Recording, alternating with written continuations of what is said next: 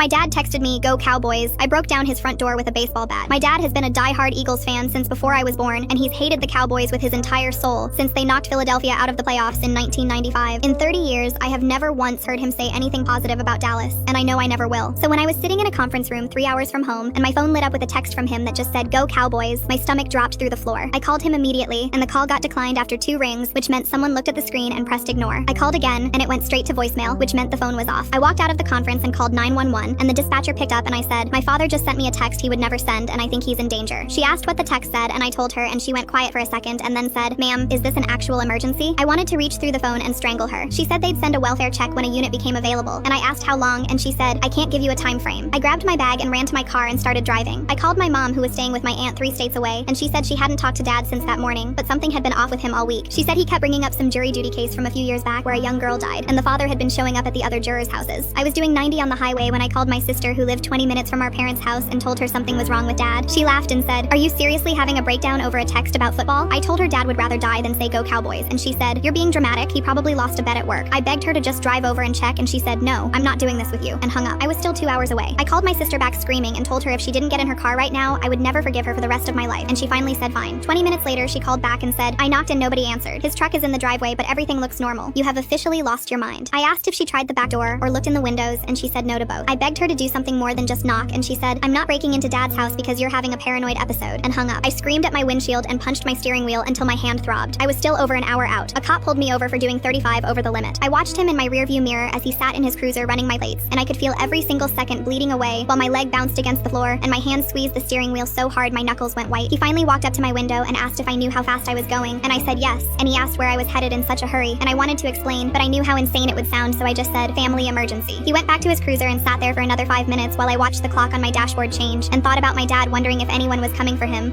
I wanted to get out of my car and bang on the cop's window and beg him to let me go, but I knew that would only make things worse. When the cop finally handed me the ticket, I floored it and watched the miles tick down on my GPS like a countdown. I pulled into my parents' driveway 3 hours after I got that text. The house looked normal from the outside with the porch light on and Dad's truck in the driveway. I walked up to the front door and pressed my ear against it and heard a voice I didn't recognize, and then I heard my dad make a sound that wasn't words but pain. I grabbed the baseball bat from my trunk and swung it at the door handle, and the frame splintered on the second hit and I kicked it open. I saw a man standing in the kitchen with a gun pointed at someone zip-tied to a chair. The man turned toward me and I was already swinging. The bat connected with his arm and the gun went off, but the shot punched into the ceiling and he dropped, and I hit him again and he stopped moving. I looked at the chair and my dad was staring back at me with blood running down his face and his left eye swollen shut and a crumpled photograph of a young woman taped to his chest. Sirens pulled into the driveway about 3 hours too late. My dad spit blood onto his kitchen floor and said, "Only good thing the Cowboys ever did."